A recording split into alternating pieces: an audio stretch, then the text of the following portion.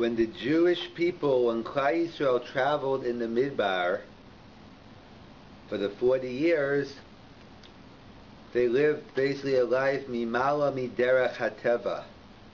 They lived a life which was above the regular laws of nature. They lived with miracles throughout. They had Moshe Rabbeinu, and God was doing all these nisim. And one of the main things that they, and in fact, as the Ramban points out, many places, the difference between miraculous and nature is something that happens once in a while we call a miracle. Things that happen all the time we call nature. But to God there's no difference. He could do the same miracle, the same way he could break the laws of nature, he could follow them. They're all the same, except that if it happens all the time, like when the Jewish people entered Eretz Yisrael, so they said to Yeshua, what? We're going to plant and food's going to come out of the ground? Wow, what a miracle. A tree's going to grow. But when the Jews are in Mitzrayim, when the Jews are in the Midbar, of course food comes from heaven. Where else does it come from? So similarly, it's just the opposite for us. We had food from heaven, we did call it a miracle. Food comes out of the ground, we take for granted. So that's the Ramban. As the Bali Musa point out, it's a greater miracle for a baby to be born than Tchiyat HaMesim. A baby comes out of Natipa Sucha, nothing, and Tchiyat HaMesim, the body's already there, it just has to be resurrected. So, but if you put a baby born on the headlines of the paper, you're not going to sell too many papers. But if you put Tchiyat HaMesim, so you get more people interested in the article. So as the Rambam points out, that's just the nature of something happening often or rare, but it doesn't, in the quality of the miracle, is the same miracle that God is involved in.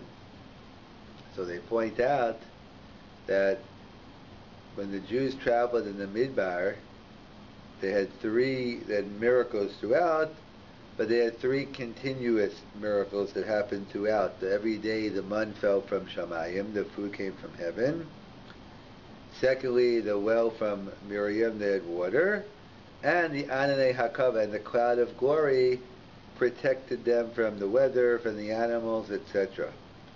So in fact, there's a famous question of the Achronim, why is it that if the Jews were sustained with the man, the water, and the man, the water, and the Anei HaKavod, how come only one got a holiday? The clouds of glory, if you assume it was Anei HaKavod, they get the holiday of Sukkot, but the Mayim and the man, there is no holiday. So the famous answer from Rav Chaim Shmulevitz, he points out that the difference is, how does one show the love for one another? By doing the things you have to do. So God took us out of Mitzrayim, so of course he had to give us water and bread and water. Or else, as the Jews said, why take us out of Mitzrayim? Leave me there. So Midas Hadin required God to give them food to live on. But to make it as comfortable as possible, that's the Anei HaKavod, that's considered, that's showing HaKadosh Baruch Hu's love for Klal Yisrael. In fact, whether it's parents, teachers, spouses, it's the same concept. You don't show your love, obviously, on a certain level, that's even a bigger love, the everyday things, but in this scenario, doing the things for your children that aren't necessary or aren't obligated, that shows your true love for them. So even though it's true that only the Anei HaKavod gets its own holiday and the watered in, nevertheless, the water at least got a shira.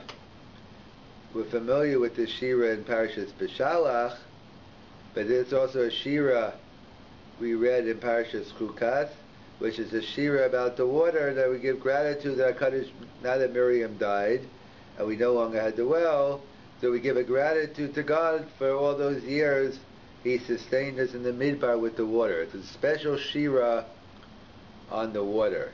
So it's interesting to note is if you look at the Shira here and the Shira in Parashas Beshalach, in Beshalach it says Oz Yashir, it says Oz Yashir here, Uvinei Yisrael. Oz Yashir Moshe Uvinei Yisrael Hashira Azos. By Shiras Hayam, it mentions Moshe leading the charge. But over here, by the Be'er Mayim, Moshe seems to be conspicuously missing. Oz Yashir Yisrael. What happened to Moshe Rabbeinu? Where was he? So Rashi alludes to it, the Medrash Tanchuma spells it out. To realize out Kvodo Shel Moshe. It was all, we wanted to give the proper honor to Moshe. But Moshe Rabbeinu, he was giving us the Shira. But Moshe Rabbeinu, his whatever his sin exactly was, we know it deal with the rock and the water. Different Mefarshim give different explanations to what exactly was the sin of Moshe, but it clearly involved the water, according to some, hitting the water instead of speaking to it. But the rock and the water were the cause, according to many, of Moshe not going to Eretz Yisrael. So it's Kvod El Shel Moshe. We didn't want to mention Moshe's name while we're talking about the Be'er, because that was the thing that he was punished over. So that's how the Medrash Tanchuma writes.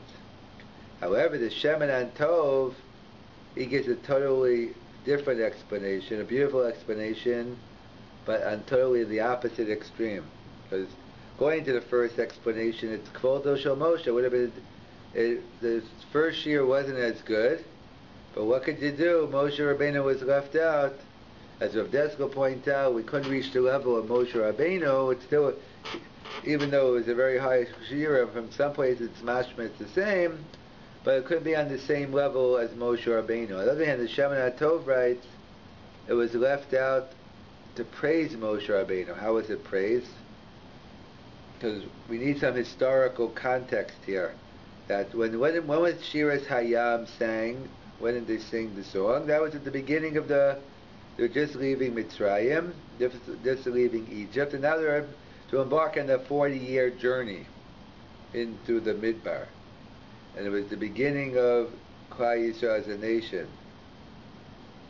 As opposed to the Shiras here of the water, that was already 40 years later, when the Jewish people already were about to go into Eretz Yisrael. So the Shemin HaTov writes, that was the greatness of Moshe Rabbeinu. Moshe Rabbeinu, we know in the beginning, if you're teaching a child how to walk, or you're teaching them spiritually or anything, you got to take baby steps, a lot of hand-holding, a lot going on. And therefore you have to go ahead and be very actively involved. And as the child gets older, as the students get older and more mature, they have to develop a healthy independence. You're always going to need a Rav, you're always going to need a Rabbi, but you still need to build a healthy independence. So that's how the Shemin HaTov writes, that Moshe Rabbeinu taught them well. The greatness of Moshe Rabbeinu is, as we see, as I think I was in a kindergarten class last week, and I saw, it could be in any class, but it happened to be a kindergarten class it had a sign up saying, remember to behave in the room even when the teacher is not there. You should behave in the room the same way if the teacher is there or not there. Or like more people always say, well, what would my Rebbe think? What would my Rebbe say about this? Even though your Rebbe might not be alive or you're not going to be 24/7. So after 40 years, Moshe Rabbeinu didn't have to lead the Shira. He trained the Jewish people so well, they could do it on their own. They could sing their own Shira. Maybe it's not as great as the Shiras of Moshe, but it was a very good Shira. And therefore that's what we're doing. It's B'Kvod El Shel Moshe. We left Moshe Rabbeinu out because we wanted to show his greatness as a true leader, that he got the Jewish people to sing Shira on their own. That's why Parashas Chukas, tongue-in-cheek, that's why it always falls out during Independence Day, is because this concept of showing independence when it comes to the Shira.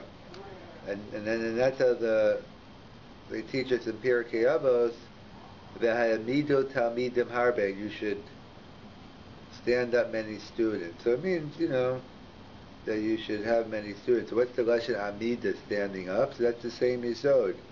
That the goal of a Rebbe is you're never going to be there all the time. You have to train the Talmud that he'll know what to do even when the Rebbe is not around, and develop this healthy independence. And that's, so we have the contrast. And one, we pointed out, to summarize, the contrast between the Jews in the Midbar and the Jews in Eretz Yisrael. The Jews in the Midbar were Malo Miderech HaTeva, and Eretz Yisrael is more Derech HaTeva. And we pointed out that Ani Yaakov got its own holiday, Sukkot, but the Mayim and the Mun did not get, because Mayim and Mun, those are necessities of life. How do you show your true love? By making a more comfortable trip. And that's why the water and the Mun didn't get a holiday, but the cloud of glory did. And we said even though it didn't get a holiday, the water got a shira, and we contrasted the shiras hayam to the shira of the mayim. Moshe Rabbeinu was left out, either the genai to Moshe Rabbeinu, or kvodo shel Moshe. We wouldn't want to hint to the sin of the rock with the water. Or, as the Shemoneh Tov writes, to show the greatness of Moshe as a leader, in the beginning they needed a lot of hand-holding, as Yoshem Moshe of Israel, but at the end of the day, Moshe Rabbeinu was a successful leader, as it says, Az Yisrael, Az Yoshe Yisrael. The Jewish people were able to sing a shira, or the shiras Amayim, on their own.